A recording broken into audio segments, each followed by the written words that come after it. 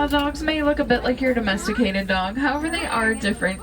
They actually only have 4 toes. And due to that unique coat coloration, they're oftentimes called the painted dog. They live in packs with an alpha female as well as an alpha male. Those packs are usually about 5 to 15 members. Now, they are considered one of the best hunters in Africa due to their ability to chase down their prey until it just gives up from exhaustion.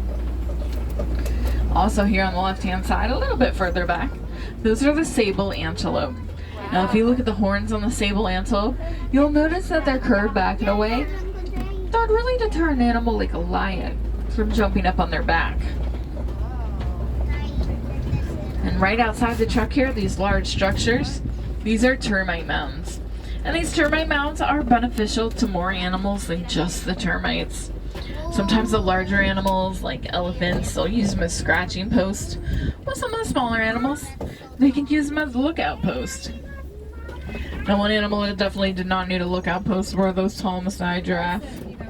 Along with being about 18 to 20 feet tall, they do have excellent eyesight, so they're able to keep a really good lookout over the savannah, even spotting animals that may be coming up in those tall grasses.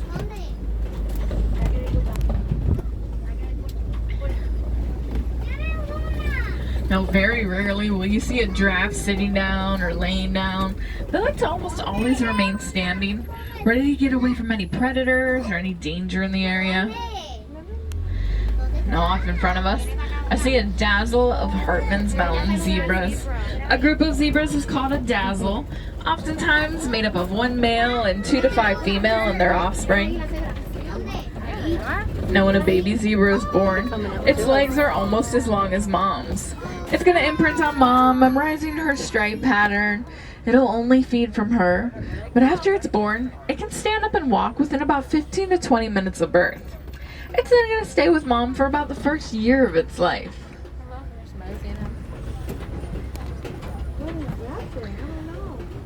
Laying down over there, those are the white-bearded wildebeest. And during the migration of the white-bearded wildebeest, they will form a very large group of about 1.5 million animals and migrate between 500 and 1,000 miles across Africa. Now, sometimes other animals, they'll join in with that migration. The Hartmann's Mountain zebras, they've been known to join the wildebeest, traveling about 300 miles or so in their migration.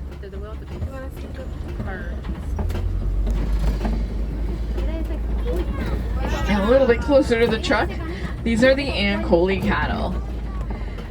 Now, the Ankole cattle were first domesticated by the Watusi tribe, so sometimes you hear them called Watusi cattle. But they have those extra wide horns that can get up to about 6 feet wide, or about 3 to 4 feet long each. Now, those horns, they're not near as heavy as they look. They actually have a honeycomb structure that runs throughout that horn. And through that honeycomb structure circulates blood to help the animal stay a little bit cooler.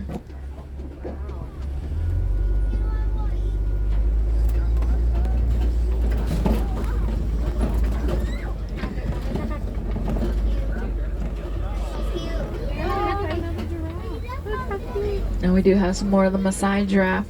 Like I said, very rarely do they sit down or lay down. Now, if they need to get away from any predators or any danger, they can actually sprint away at about 30 to 35 miles per hour for short distances. Usually, though, if you see them running, they're cruising along at about 10 miles per hour or so. Now, they'll even sleep standing up, and they don't sleep very much during the day. Usually just about a half an hour or so each day. Oh, look at the baby. Now, I mentioned look out for a baby giraffe earlier, but I think we found them. Now, here you're definitely able to see all those different coat patterns of the giraffe. No 2 coat patterns are exactly alike.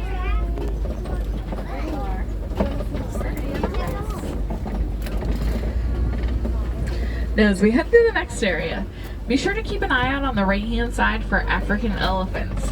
And over on the left, we oftentimes find monkeys, so we'll have to stop and see if they're there today.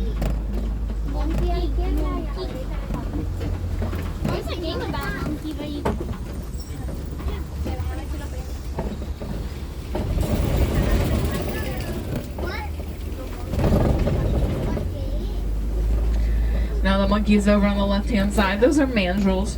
And mandrills are the largest species of monkeys, with the males getting up to 100 pounds. The females only about 30 pounds or so. And the little one's quite a bit smaller.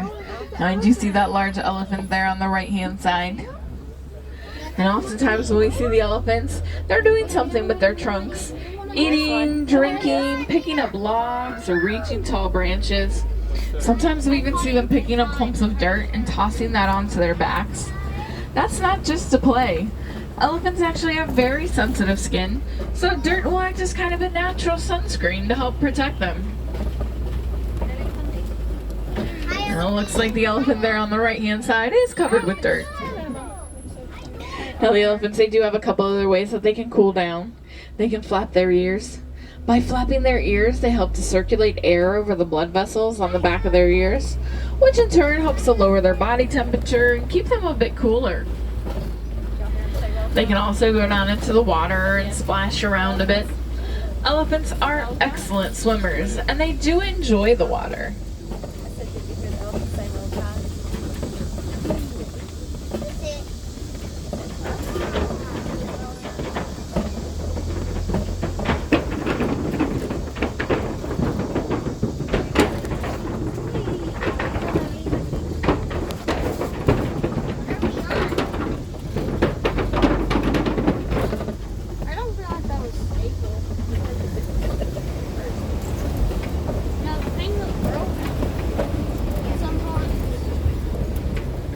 As we head through the red clay pits here, I do see signs of more elephant activity. We've got some footprints in the road, as well as these tusk marks here on the red clay. Now those tusk marks will go left behind, as the elephants will actually eat that red clay to gain some different beneficial minerals and nutrients, sometimes not found in their food. Now elephants are herbivores, and they'll eat an average of about 300 to 400 pounds of plants and vegetation. But they're not going to stop at just the leaves and grasses. They'll sometimes even eat small trees.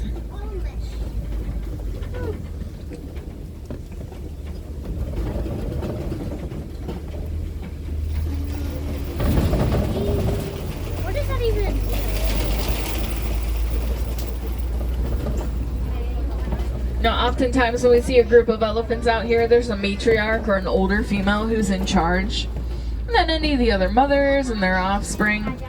Now, when the male elephants become teenagers, they'll oftentimes leave the group, either going off on their own or forming or joining a bachelor group. Now, both male and female African elephants have those long ivory tusks, and unfortunately this does make them both a target for those poachers. Elephants have also been losing a lot of their habitat just from human activity, and that's from farming, mining, and just us expanding our areas.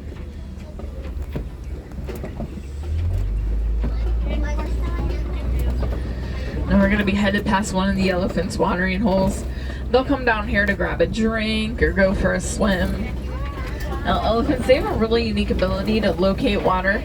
Even if it's not up on the surface like this, they can actually sense that it's below and begin to dig for it. They can dig down pretty far.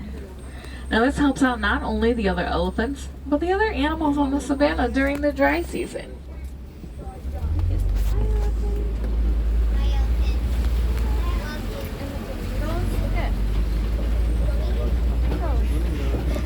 And here on the left-hand side, these are the greater flamingos. And greater flamingos are the largest species of flamingo, and they get that pink coloration from the different foods that they eat. Now they are filter feeders, so you'll see them sometimes with their heads below water, kind of stomping their feet. That helps to loosen their food. And then their beaks are formed in a way that will filter out all the sand and water, leaving just their food behind. Now one of their favorite foods is the brine shrimp, and that definitely helps to get them that pink coloration.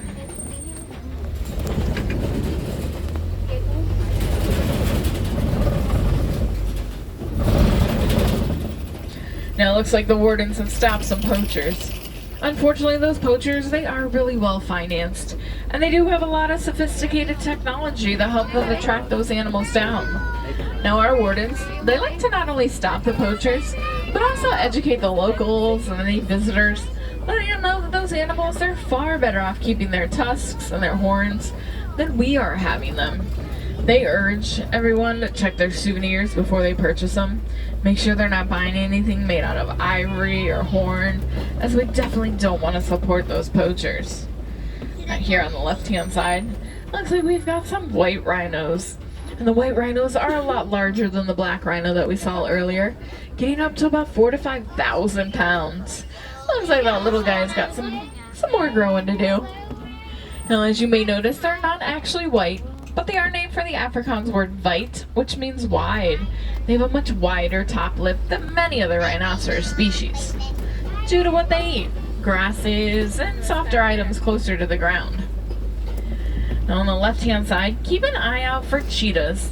They're often spotted in this area, and cheetahs are the fastest land animals, reaching speeds of up to 60 miles per hour in just 3 seconds.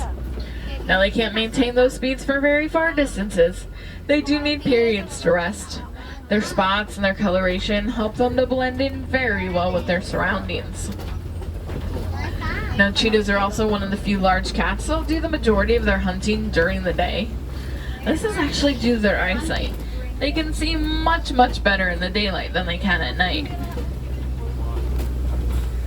And right now we're headed around the Kobe Rocks. These rocks are great. They allow the animals to get up nice and high, get a really good look out over the savannah, keep an eye on their herd, or spot predators. Now one of our other large cats, they also love these large rocks. That's the African lion. We oftentimes find them sleeping up here taking a nap or getting a look out over the whole savannah. Now lions, they do sleep for about 16 to 20 hours each day, so it is common to find them up here napping. They'll do a lot of their hunting at night for very similar reasons that the cheetahs hunt during the day.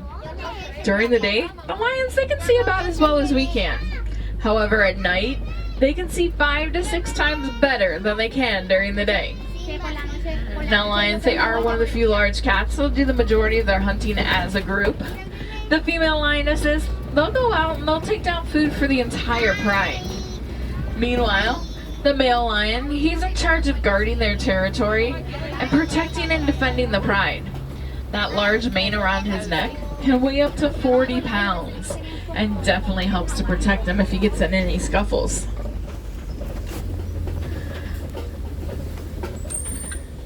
Now here on the left-hand side, this looks like a great area to find the warthogs. I see him back there taking a nap under the tree. Now warthogs are one of the largest burrowing animals, related to our domesticated pig. Now they'll use the burrows of other animals, just make them a bit bigger, or they'll dig their own. When they go to sleep at night, they're going to back into those burrows, so those tusks are always facing forward, always ready to defend themselves. Now here on the right hand side, just outside the truck, is an ostrich. Ostriches are the tallest flightless birds. They'll use those large wings not for flying, but for changing directions as they speed across the savannas. And they can run pretty quickly, at about 35 to 40 miles per hour. Now looks like we've also got some ostrich eggs here on the ground. Now you probably noticed they don't build a big fancy nest for their eggs. And that little brown animal a little bit further back, that's a bontebok. Unfortunately, the bontebok was poached in near extinction for that beautiful coat. Farmers noticed though, in the early 20th century, and they began to protect them on their lands. Now that helped out quite a bit, because even though their numbers didn't raise greatly out in the wild, they are doing much better on protected reserves like ours. Now if you're wondering why the ostriches don't build a big fancy nest, their eggs have a super strong shell, capable of withstanding even the weight of a human. So they're pretty much protected.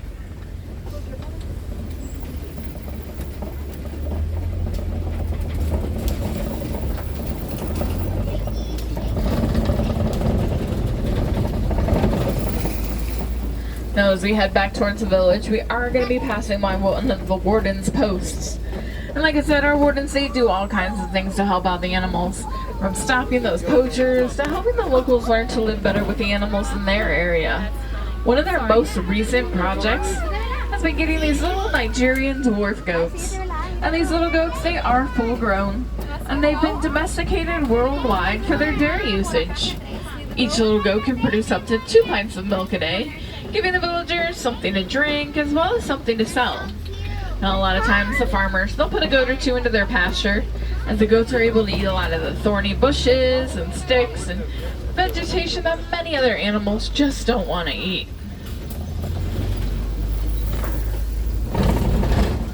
Now I want to thank everyone for joining me out on safari today. We got to see a lot of really cool animals. Hopefully we saw some of your favorite animals, or maybe we saw some that you've never seen before. Either way, one fun thing that you can do to help those animals out is just to learn more about them. You might want to learn what their favorite foods are, or what kind of weather they like the best. As you're learning more about them, you might even find some ways to help them out that you didn't even realize. Did you know that by recycling your cell phones and electronics, you can actually help out the elephants, as they live in an area where they're losing a lot of their habitat due to mining from metallic ore called coltan? The more we recycle those items, the less mining that they have to do, and the more habitat that the elephants, the mandrills, okapi, and so many other animals get to keep. Now while you're in Harambe today, I definitely recommend you check out Gorilla Falls. There you'll be able to see some more of our amazing African animals like the gorillas, meerkats.